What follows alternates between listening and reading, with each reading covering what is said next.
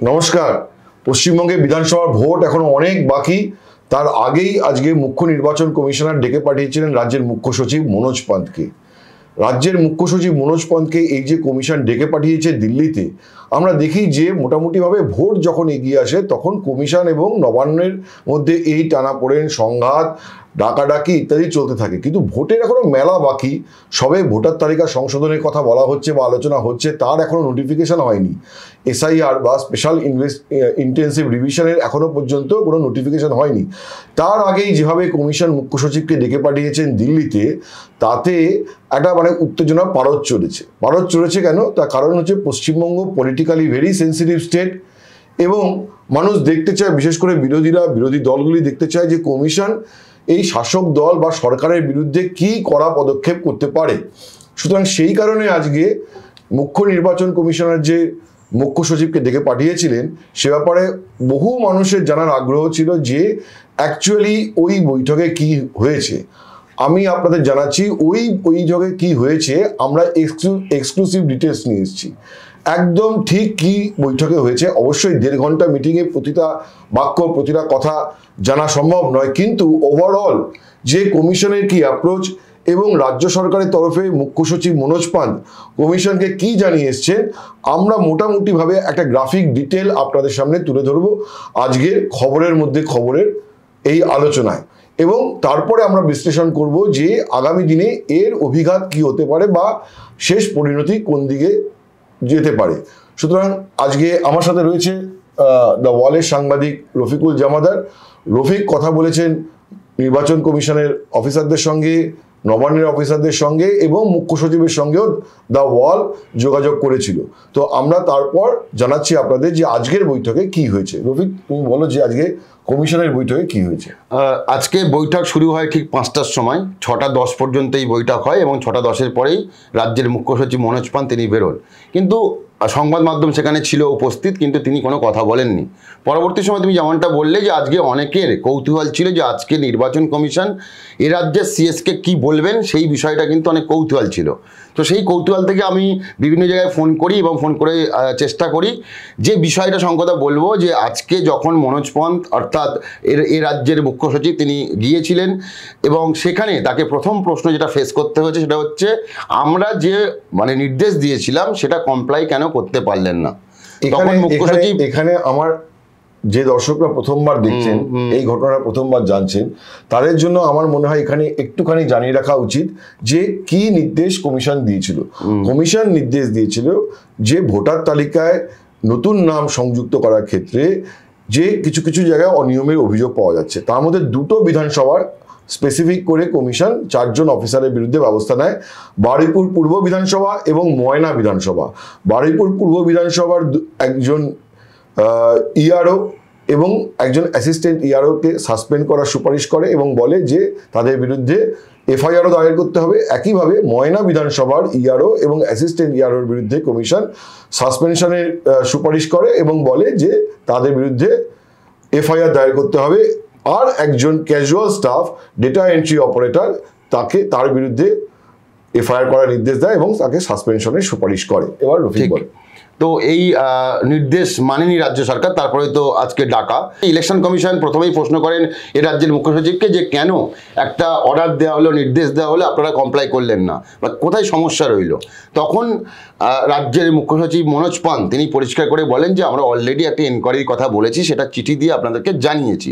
সঙ্গে সঙ্গে নির্বাচন কমিশনার তিনি বলেছেন যে আমরা এই চিঠি দেখেছি, দেখার পরেই আপনাকে আবার প্রশ্ন করছি যে আমরা একটা সাধারণ নির্দেশ, সেই নির্দেশ দিলাম, তারপরে আপনি কেন মানলেন না।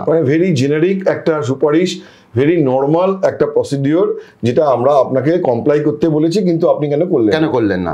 এরপরেই মুখ্য সচিব বলেন যে এটা একটা গভর্নমেন্টের বিষয়, এটা সরকারের বিষয়, আপনারাও জানেন, এবং আমাকে আমার উপরেই যে সবটাই তা নয়, আমাকে একটা গভর্নমেন্টের সঙ্গে থাকতে হয়, আলোচনা করতে হয়, তারপরে এটা সিদ্ধান্ত নিতে হয়। কিন্তু তাতেও কিন্তু নির্বাচন কমিশনার তারা কিন্তু সন্তুষ্ট হননি। তখন তারা বলেন যে আপনাকে এই যে অর্ডার, এই অর্ডার কিন্তু কমপ্লাই করতে হবে। ইসিআইয়ের যে এখতিয়ার, সেই এখতিয়ার থেকেই কিন্তু এই নির্দেশ দেওয়া হয়েছে। এবং তখনই মনোজ পান্ত বলেন যে হ্যাঁ, আমি এখতিয়ারটা বুঝি এবং আমি অনেকগুলো ইলেকশন কন্ডাক্ট করেছি। তো আমি আবারও বলছি যে এই ডিসিশন নিতে গেলে একটা গভর্নমেন্টের বিষয়, এটা আমার উপরে ডিপেন্ড করে না। তখন নির্বাচন কমিশনের তরফ থেকে বলা হয় যে ঠিক আছে, আপনি যত তাড়াতাড়ি সম্ভব এই যে অর্ডারটা আমরা দিয়েছিলাম সেই অর্ডারটা কমপ্লাই করুন।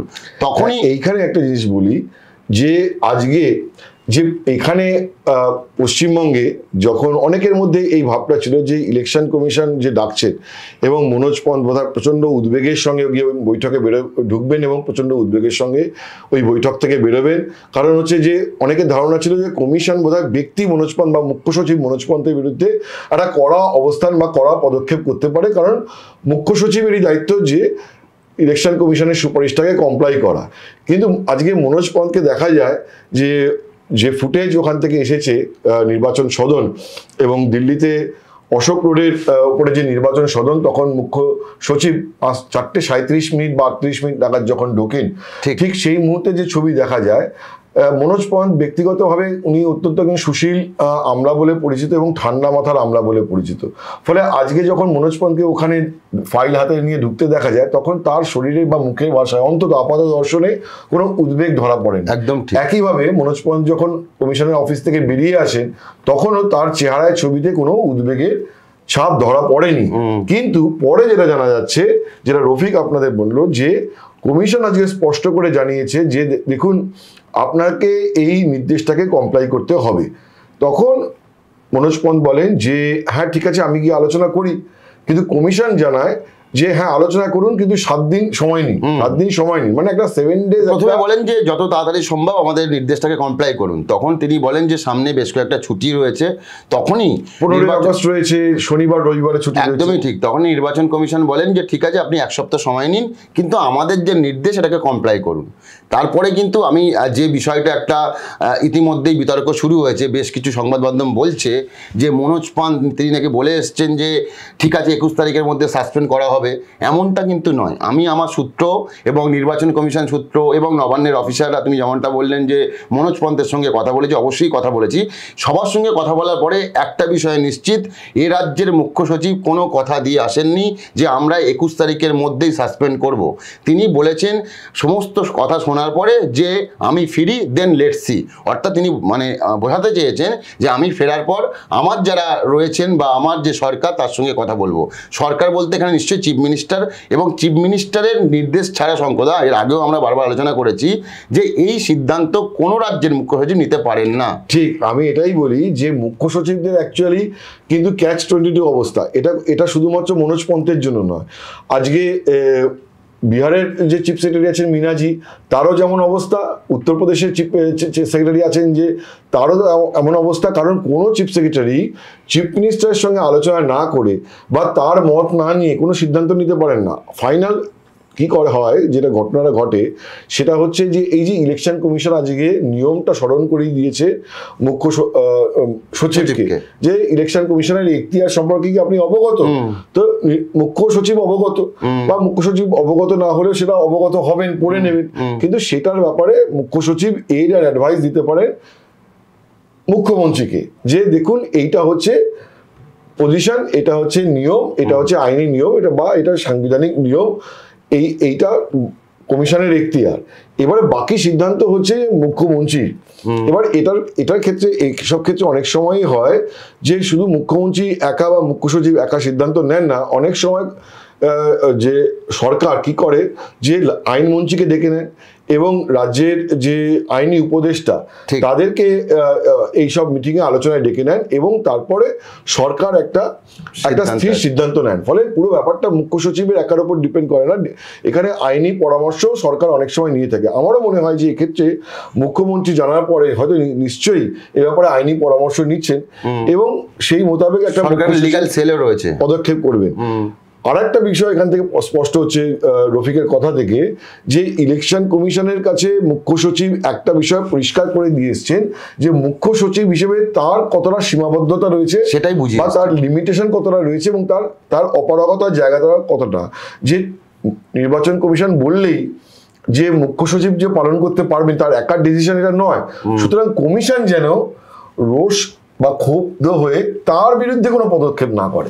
ঠিক। মানে এটা শুধু তার একার উপরে ডিপেন্ড করছে না, ব্যাপারটা এরকম না হয় যে যে মুখ্য সচিব অনড় হয়ে রয়েছেন সুতরাং তার বিরুদ্ধে পদক্ষেপ করো, এইটা যেন না দাঁড়ায়।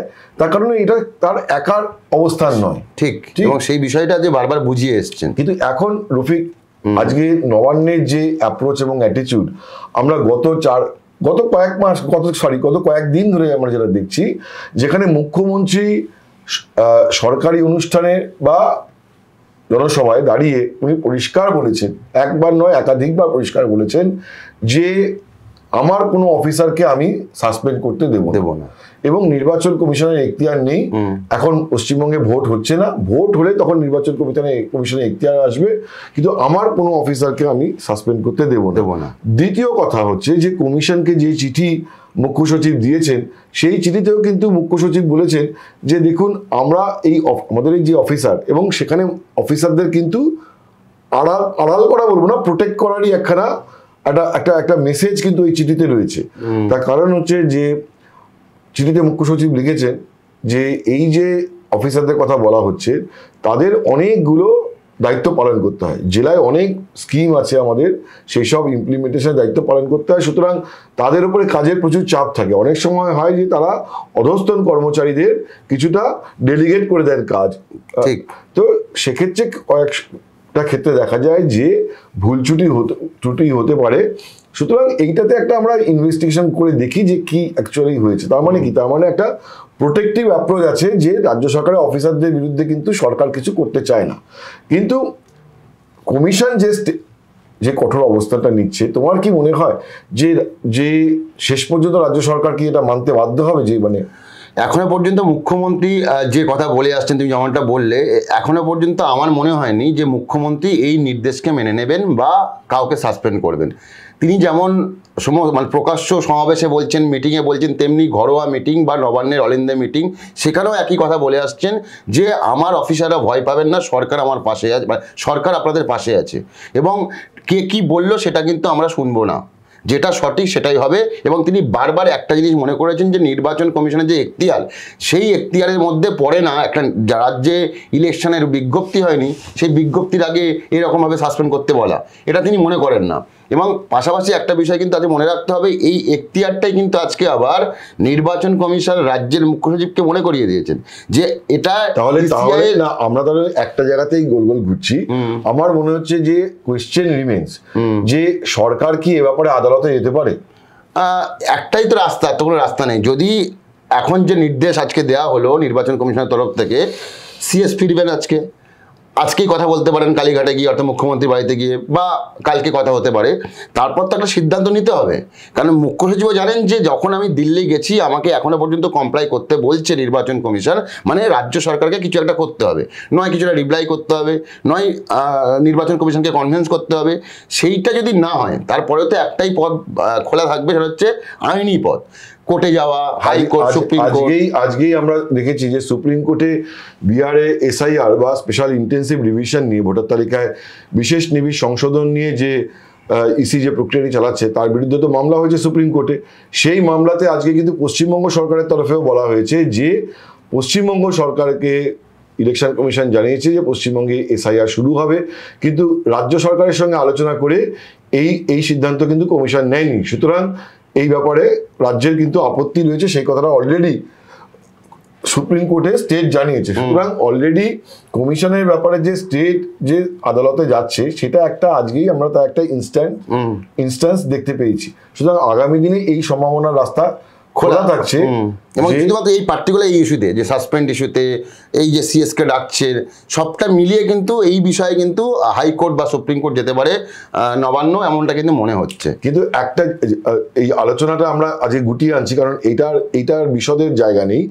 একটাই যেটা এখানে পরিষ্কার ছবি, আমি মাঝখানে একটু ঢুকবো শঙ্করদা, যেহেতু তুমি বললে যে নির্বাচন কমিশন চিঠি দিয়ে নবান্নকে জানিয়েছে যে এসআইআর হবে, এই বিষয়টা নিয়েই যখন সুপ্রিম কোর্টে রাজ্যের আইনজীবী জানাচ্ছেন, তারপরেই আমি এখানকার মুখ্য নির্বাচনী আধিকারিকের যে দপ্তর, সেই দপ্তরে ফোন করি, আমার যারা অফিসার তাদেরকে ফোন করে জিজ্ঞেস করি যে এরকম কিছু ঘটেছে কিনা। তাদের বক্তব্য যে এরকম পার্টিকুলার কোনো চিঠি যায়নি রাজ্যের কাছে, বা আমরা সেভাবে কিছু বলিনি। মাঝে একটা বিষয় আমরা জানি, আমরাও খবর করেছিলাম যে মুখ্য নির্বাচনী আধিকারিক তিনিই বলেছেন যে এসআইআর হলে আমরা প্রস্তুত, আমরা সমস্ত রকমভাবে যা যা করার করে নিচ্ছি। এই বিষয়ের পরেই একটা রিজয়েন্ডার টাইপের একটা চিঠি নবান্নর হোম ডিপার্টমেন্ট পাঠায় সিইওকে, করে প্রশ্ন করা হয় যে আপনি কেন বলছেন এটা আমাদের সঙ্গে আলোচনা না করে যে আমরা এসআইআর করার জন্য প্রস্তুত। তো সেই বিষয়টার সঙ্গে মুখ্য নির্বাচনী আধিকারিকের অফিস মনে করছেন যে এই বিষয়টাই আজকে রাজ্য সরকারের আইনজীবীকে তুলে ধরেছে। ব্যাপারটা হচ্ছে যে সিইও অফিস, পশ্চিমবঙ্গের সিইও অফিস মানে নির্বাচন কমিশনের যে রাজ্যের অফিস, সিইও অফিসের বক্তব্য হচ্ছে যে নির্বাচন কমিশন সিদ্ধান্ত নিয়েছে গোটা দেশেই এসআইআর হবে, সুতরাং পশ্চিমবঙ্গে তো কোনো না কোনো সময় হবে।